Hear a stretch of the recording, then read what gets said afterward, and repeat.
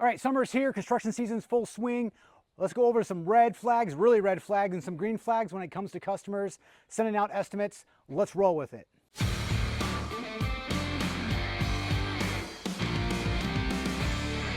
Welcome back, guys. All right, red flags with customers. We're going to get right into it. And of course, we got some green flags, the good customers. We got to talk about the good customers as well.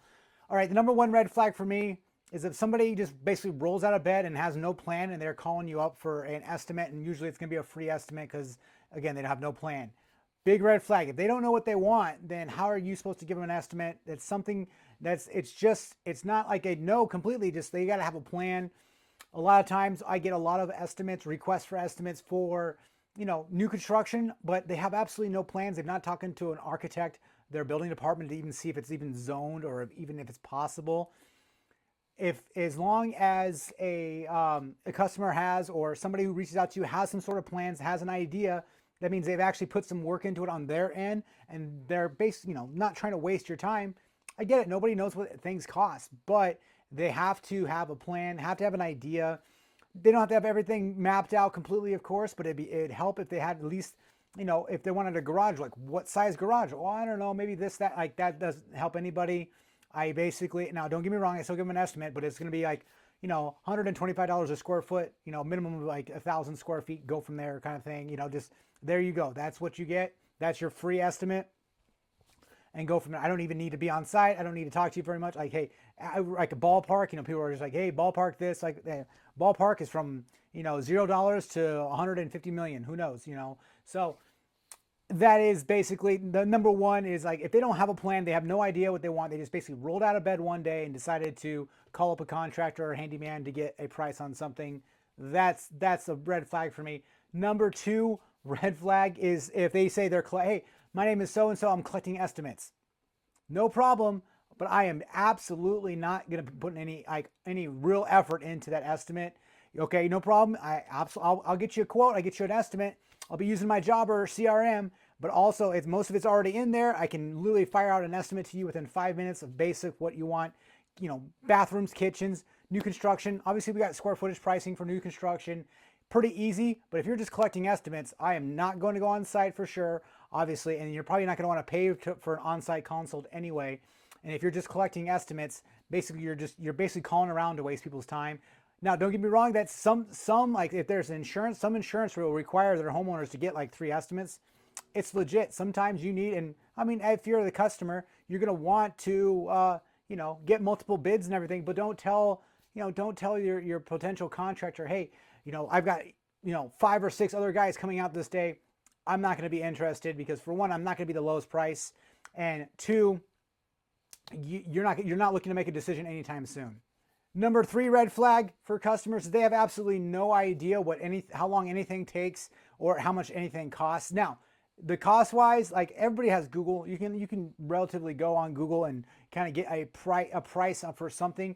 It's not their fault they don't know what it's cost, but as far as unrealistic expectations of like basically turnaround time for work, like they'll be like, hey, can you get a bathroom, completely gutted and redone in like 3 or 4 days? Depends on the bathroom, but probably not. Like, are we moving electrical? Do we need to pull permits? Are we moving walls? Or is there anything like we're completely redoing? So like it's not a no. It's most of these red flags you can work around. Not all of them, but most of them you can work around. But you got to be very, very concise and have really good communication and nip those unrealistic expectations in the butt right away, because it's people like they've come out to me like, hey, can you start a new construction project next week? And they have absolutely no plans, nothing. Like, no, I mean, I was like, we can scrape the, we can do certain things, but it takes time for townships don't move fast in my area. I think it's a minimum of like 2 weeks to get a permit approved. So, I mean, they're looking at least that for a permit. So that goes with the unrealistic expectations, which is a red flag. Now, those unrealistic expectations, they usually, if they didn't get them from you, which hopefully they didn't, it's probably from, I don't know, HGTV, where they watch like a 30-minute show and then it's all flipped and completely nice and 100% done. I had one customer who's like, for some reason, like we're doing an addition on a house, like a ground up, foundation up addition. And she told me like recently, like, hey, it's only supposed to take 8 weeks. I'm like, I never said that. Like I went back in my notes. I'm like, there's no way. Like I would never have said that, because these foundation up, projects, like it's 2 weeks just to get the permit approved. Like there's no way, absolutely not. Can it be done? If I had everything in-house, permit, everything was there, absolutely 8 weeks is plenty of time to do something like that. But it takes, 3 or 4 days for, an inspection, and then we have another inspection, and then we've got multiple trades going on the job site and their schedules. So, I mean, come on, like realistically, I doubt, I don't remember, I'm not going to correct them, but I'm like, 8 weeks for what? Next red flag, and don't do this if a customer wants a free estimate, but they also want it line itemized. That is I don't line itemize any estimates, especially free ones. Now, if they pay for an on-site consult, yes, they're paying for my time. I charge for those. I charge for on-site estimates. I will definitely, absolutely line itemize out, not like every detailed like nail and screw or anything, but we do have, where you can see, packages, drywall package, electrical package, HVAC package, and exactly what it includes and everything, so they can go through it. But if it's for free, they get a lump sum. This is what's included, and obviously unknowns are extra. There's always going to be change orders and everything, because a line itemized estimate for free is all you're doing. And the reason why they're asking for that is so they can nitpick and scrutinize each line item and see where they can save money. It's not going to be worth your time. I'd highly recommend you not do that. And as the customers ask, I explain to them, it's a lump sum. And then if you want a line itemized estimate, we do an on-site consult fee. And then I'll go through and we basically price out everything for you. That way you know exactly down to like the $100 what this project's going to cost, except for any unknowns, like if we find, a burial ground underneath your house or something, if we're trying to excavate something. But within reason, that's what you get. Those are the main red flags. There's plenty of more. I'll link in the description, you guys, of more red flags too. I've had other videos about this, but we're going to go into our green flags. But before we do that, I want to go into the sponsor of this video is Jobber. Jobber is a CRM that I use, and especially with this video, they have this star rating where you can actually rate the estimate for your eyes only. Basically, you can see, is this a 1, 2, or 3 star, 4 or 5, goes all the way up to 5-star estimate as far as like a lead. Like say if it's, they're just tire kickers, 1 star, maybe 1 or 2 star tire kickers. If they actually have a budget, they kind of know what they want to, but they're still shopping around, 2 or 3 star. But if if it's a referral by name, you're hired, and it's just a formality to get this estimate to them. You got to get a contract, and 4 or 5 star. That way, when you're looking at your entire database of estimates, you can kind of go through and see exactly what estimates are, high priority of getting approved, and ones are lower priority, which you might only want to send a reminder once a week or once a month or so to see if you got an answer from those. But I'll follow up, probably once every 3 or 4 days with a customer who actually wants to buy from me, and I can look at it very easy. Jobber is a fantastic CRM, invoicing, estimates, of course, quotes. It is absolutely great to be able to invoice somebody.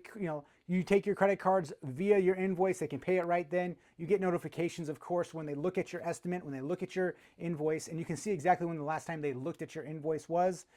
I have had customers who are like, hey, I never got it, and I can look and see, well, they actually opened it up and looked at it, but I'll send it again, no problem. Here you go. It's absolutely fantastic. Jobber right now is running a super special, and if you guys use the link below, and I'll also link it in the description of this video, you guys can save money on it, and they have free trials.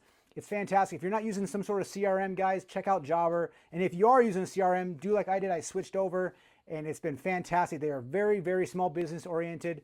I would highly recommend you guys check them out. Let's get back into the regular content. And green flags. All right, so obviously we went through the red flags. Green flags are pretty much the opposite of it. All right, so red flag, no plan. Green flag, they know what they want. I mean, they don't have to know exactly, but like, hey, usually, okay, so we're going to go into generalities here a little bit.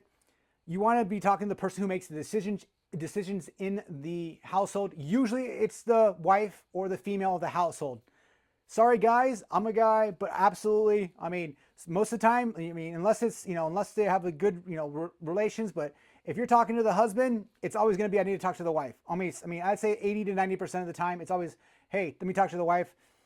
My ideal customer is, between 35 and 70-year-old female, because they make the decisions in the household. People buy because, for one, pleasure and pain. So usually if a guy's hiring me, it's because his wife is, nagging at him, and get this fixed, find somebody to fix this, blah, blah, blah. And if the wife is hiring me, it's because this is a project they want to take on. I just had last week a bathroom remodel. They actually literally called me from like 8 or 9 months ago. It was when I sent out the estimate. They called me, they had some things come up, but they hired me, and it's the obviously the wife of the household making all the decisions.